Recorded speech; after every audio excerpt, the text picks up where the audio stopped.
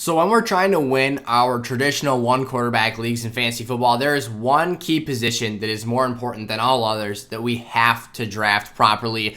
That, of course, being the running back position. Today we're going to talk through 3 must-have players in the later rounds of our drafts. The thought process here is that the more calculated dart throws that you can make at the board with some high upside pieces, the more chances you have to actually hit on one of those draft day targets and eventually have yourself a developing RB1 or league-winning player, someone that can make a critical difference in your lineups over the course of your season. So again, today we're talking through 3 must-have running backs in the later rounds of our fantasy drafts. This is being rounds 10 plus here for 2022 fantasy football. You guys have been asking for some more later round content, so that's exactly what we're going to give you guys here. We're going to still keep mixing in some early and middle round content as well throughout the course of this offseason, but I did want to make sure that I got you guys that content that you've been asking for. So, of course, if you have any more suggestions for videos, leave those down in the comment section below. Also, I strive to be the most interactive fantasy football channel here on YouTube, so please, if you have any questions, comments, concerns about your fantasy team, put those down there and I'll get back to you as quickly as possible. One final note before we dive into today's video: if you're looking for some more information on the 3 players or a ton more options that I have not talked through and will not talk through in today's video, check out sizzlefantasy.com. I've got in-depth draft guide profiles.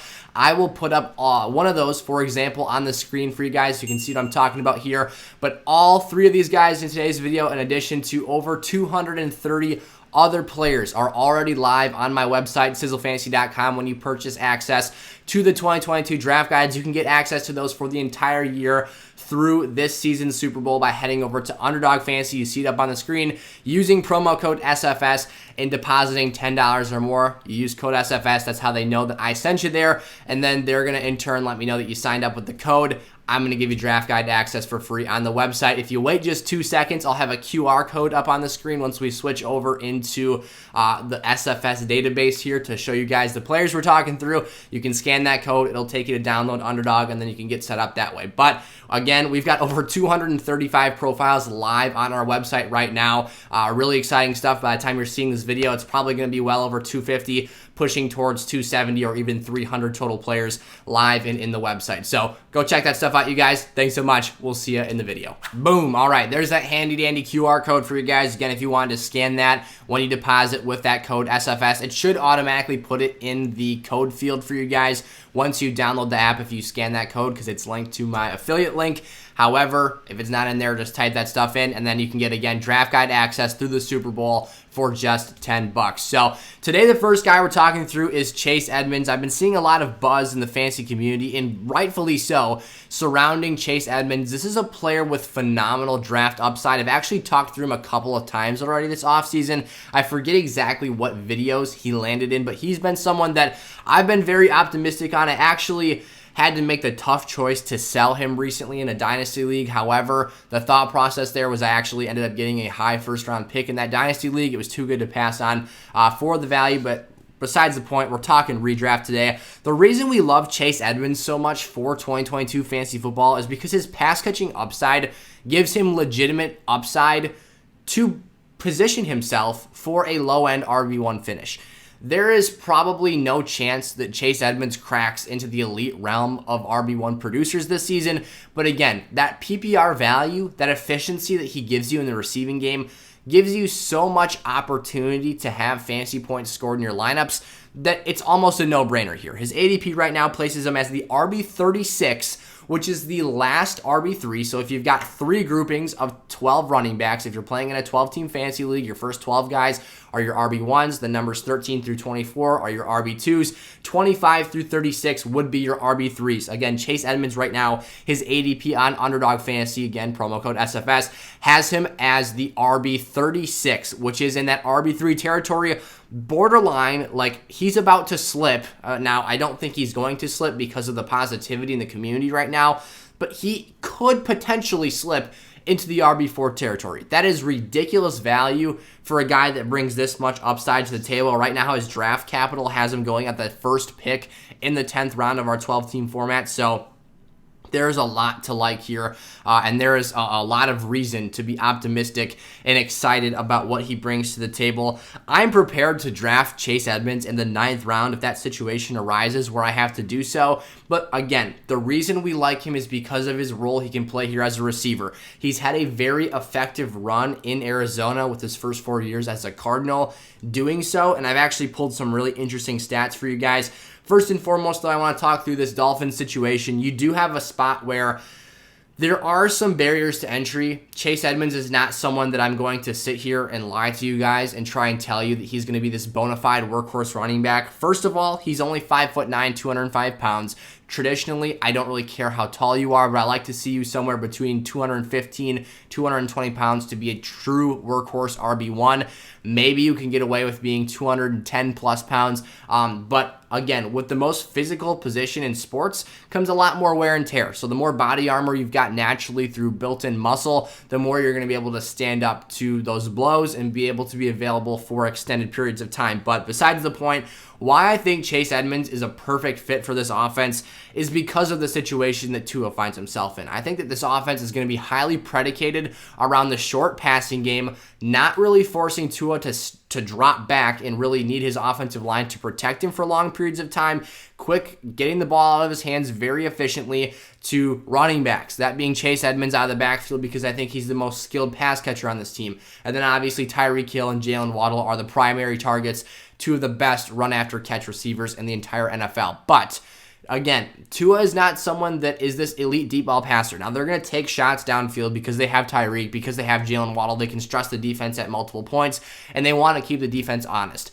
But there's going to come a point in time where I think that Chase Edmonds could be a highly effective checkdown option for Tua Tagovailoa in the event that his first or second read is not there. He is a very safe bet to A, be a sure-handed player, and B, a guy that's very efficient and can do damage out in space if given the opportunity to catch a high volume of passes, which I think is going to be the case. And again, it is this projected receiving value that I'm putting forth here that I think gives him an outside shot if he absolutely smashes on the upside and the utmost level of his potential here. He could creep into that RB 11 or 12 territory, but if you were to ask me, I think he's more of a safer RB2 bet than anything. But again, when you're drafting him here, it's not about being this purely empirical RB1 overall potential player that makes me like Chase Edmonds here. We're talking about a 10th round pick, a guy going as a fringe RB3.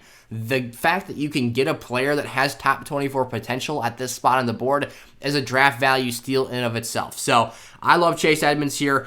Just some of the numbers that I wanted to break down from his season last year. He was actually 23rd in fantasy points per game last season, despite James Conner's involvement in this team. Now, that fantasy points per game metric will give him some, favoritism because he did miss some contests due to injury. So obviously that will exclude the games that he wasn't healthy and on the field. Thus, though, showing that he was a viable PPR RB2 when he was healthy for this team. He actually started as the Cardinals' lead back last season, and then once he got injured and James Conner had the opportunity to come on the field and really showcase what he could do for that offense, obviously being a much larger player and factoring in his goal line usage last season, Chase kind of got pushed to the back burner. We didn't see him nearly as much down the stretch of the season. However, still a very talented and very efficient player. He only had 2 total touchdowns last year and had that top 24 running back finish in points per game. What if he scores 5 or 6 this season? This is someone who is not going to see a high level of opportunity on the goal line. He will probably see more opportunity on the Dolphins roster on the goal line than he did in Arizona with a huge body like James Conner last season. But he could, the point being here is that he's not going to be a heavy and frequently used factor in that phase of things. However, he's efficient. He can get out in space. He can make plays happen. Even if he just gets red zone touches inside the 20-yard line and not necessarily goal line touches, that should be enough opportunity for him to, again, if he hits on this upside, double or even triple that marker to 5 or 6 touchdowns. I would say his TD ceiling is absolutely no higher than 8 total. If he's going to score over that marker, he's going to be having to do absurdly efficient things in the receiving game. But again, I'm not projecting a a strong goal line usage for him this season. I just think that he's talented enough and efficient enough to make some good things happen. Also, a really interesting number. He had a 56.8% snap share last year in the Cardinals offense. When you compare that to guys like Nick Chubb, who only had a 51.2% snap share, that kind of shows you. Now, they're two different offenses. They're two different players. But he's got roughly a 5% snap share advantage over a player like a Nick Chubb. Now, again, their usages are very different here, but just kind of showing you he's carving out roles for himself, and he's a very viable player. So don't get yourself caught up in the fact that you think he's just simply a scat back. This is a very good running back, but again, he lacks that true workhorse size and upside for the season, but his skill set is what gives him that value. So again, fantasy ADP might not be perfect. There are significant flaws and issues with the way that people are drafting every year. That's why we have great values, like Chase Edmonds in the 10th round.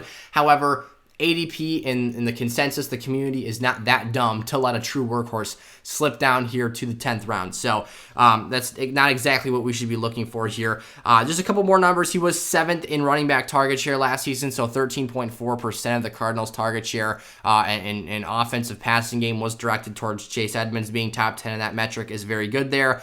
He was 13th in receptions with 43. I think he can go north of 50 or 60 this season for cashing in on that upside. He has had 2 seasons with very productive pass game involvement during his time in Arizona, and I think that you've got a guy here who can do things very effectively on the ground. He was 7th in yards per touch, 12th in juke rate, and 11th in breakaway run rate. So again, just speaking to the efficiency and the talent he has as a player, juke rate is yards created per touch, evaded tackles per touch, rather. So again, a very shifty player. Chase Edmonds, someone to be super excited about for this season, and certainly a must-have in the 10th round if you're looking to continue addressing that running back position. James Cook is my next player here. His ADP is just about 1 pick lower. It's actually 0.6 picks lower, but based off of ADP, he is the next player to go off the board here. Same thought process. He's actually a player who, if you're looking to, he's kind of the start of the threshold for the RB4 position. He's the RB37 off the table, so that first player in the RB4 category. Again, 12, 12, 12, and another 12 is what James Cook is starting here. And he's being drafted, again, as that RB37, the 10.2 overall pick. And this is another guy who's not a true workhorse. He's not going to be a pure volume monster, especially in the running game. He's only 5'11", 199, so again, doesn't have that size and physical ability to stand up to a high level of hits.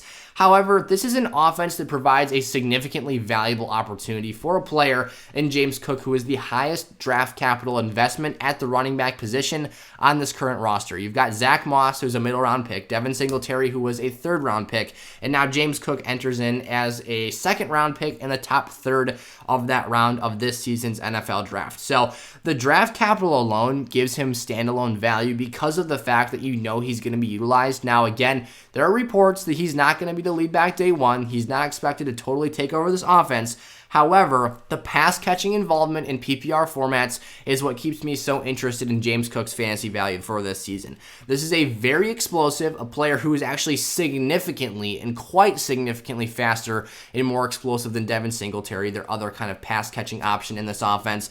And this is a guy who has, I would argue, just as much skill in that receiving phase. When you stack up James Cook versus Devin Singletary, the only difference really in terms of size is their height. Devin Singletary is 5'7", 203 pounds. James Cook, again, is 5'11", 199. So you've got a 4-inch difference and a 4-pound difference. So plus 4 inches for Cook, minus 4 pounds for Cook when you stack those two players up against one another. Yet James Cook's 40-yard dash was 4.42 in terms of the speed he produced. That's very good. That's high-level performance for the running back position versus Devin Singletary's very pedestrian 4.66 times. So I think that once this team and this coaching staff, which is very smart, I might mind you, is the fact that he's the better athlete, he's more explosive, they invested more capital into him, and he has a very, very good receiving skill set. So what does that mean? When you put him in this offense with the Buffalo Bills, with the offensive efficiency and output they're capable of having on any given Sunday, I want James Cook on my fantasy team. Again, he can be your RB3 or even your RB4. Heck, if you're going super RB heavy and totally loading up and, playing just good old standard fantasy football here, he could be your RB5 off the table. He's not going to have a super high touchdown ceiling. He's not going to be someone that comes out here and dominates in the goal line carry situation. Josh Allen, to be frank, might lead this team in goal line carries this season. We've seen his involvement and his usage in that area of the field in years past, and with the fact that Zach Moss is virtually doghoused here and barely saw the field last year, was being healthy scratched and just not suited up for contests, there's a fair chance that might actually happen. But James Cook has just as good of a chance as Devin Singletary to get goal line carries. And again, I think he's more, I know for a fact he's more explosive. I think he's actually a better talent, and I think that eventually he will see his work. Maybe he doesn't dominate weeks 1 through 4 or even 4 through 8, but maybe in that back half of the season, if you hang on, you stay put, and you stay patient, that upside could absolutely crush down the stretch, and this team honestly could use some more balance in terms of utilizing their running backs. The last player I want to talk about here is Nyheim Hines of the Indianapolis Colts. His ADP takes a significant step off the ledge here down to the 137.9 pick. He is the RB44 being drafted at the 12.6 overall selection. Again, based on Underdog ADP, I think it's the best out there. They've got money behind every draft pick, so you don't have any dumb or bogus, unrealistic draft picks being made. There's skin in the game for every single person drafting on Underdog. So again, that's why I think that their ADP, despite the fact that there's still discrepancies here, and the consensus, is opening up these opportunities for valuable picks here, I think that they've got the best ADP in the business. Now, again, 137.9 overall, 12.6 pick, RB44, so he is most definitely in the heart of that RB4 territory. He is, just a few picks away from being an RB5. He will not slip that far. I think his value is pretty much established at this point in time. But my argument for Nyheim Hines here is in the 12th round, if you're going to be drafting a handcuff for any running back on your team, at least make it a calculated decision. As opposed to, just locking up the backup for every single running back you've got on your roster. The thought process is, okay, I'm going to draft 3 starting running backs for 3 different teams, and then I'm going to proceed to draft a handcuff for every single one of those players. Don't do that. Draft handcuffs for players on good teams with good offenses that have arguably great running backs in front of them. And this is the big and the big, stipulation here, that handcuff should have standalone value, meaning that he has a use and a niche role in his offense that is totally separate from the health of the starting running back. Nyheim Hines is the prime example of that. Jonathan Taylor was the RB1 last season. He was the top scorer at the running back position in fantasy football.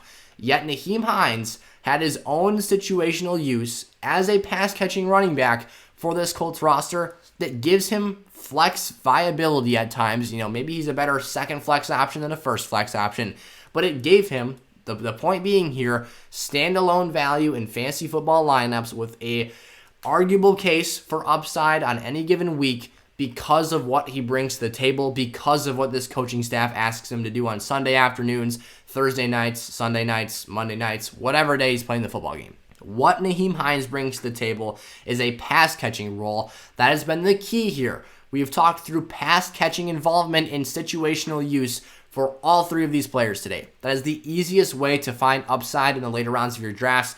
Target running backs that catch the football and catch the football at a high level. Nyheim Hines is no exception, and this is actually a really dang good athlete. I want to put a clip up on the screen, but I don't want to get demonetized. Go look up Nyheim Hines doing his triple backflip gymnastics craziness. I mean, this dude has got some bunnies, if you will. He can jump out of the gym. Very, very good athlete here. Not a workhorse running back, but what he is a super valuable PPR player, and if you're going to handcuff Jonathan Taylor and grab Nyheim Hines, so be it, because I think that this is one of the better options to have in your fantasy leagues for this season. But he had an 11.4% target share last year. That was better than what Jonathan Taylor had, despite the fact that he finished as the RB1 overall. And it sounds like this pass-catching role and involvement will increase this season. Frank Reich, kind of jokingly at the press podium, actually probably over a month ago now, said draft Nyheim Hines in your fantasy leagues this season because they are going to use him and they are going to get him out in space and throw him the football. I think Matt Ryan, in terms of comparing quarterbacks between Carson Wentz and Matt Ryan, who do I trust more to check the ball down and to make maybe the right choice, throwing the ball out in the flats to the RB? That's going to be Matt Ryan slinging that rock out there to Nyheim Hines this coming season. So I think in 2022 here, you could see a potential jump in that pass game involvement. Nyheim Hines actually has 263 reception seasons.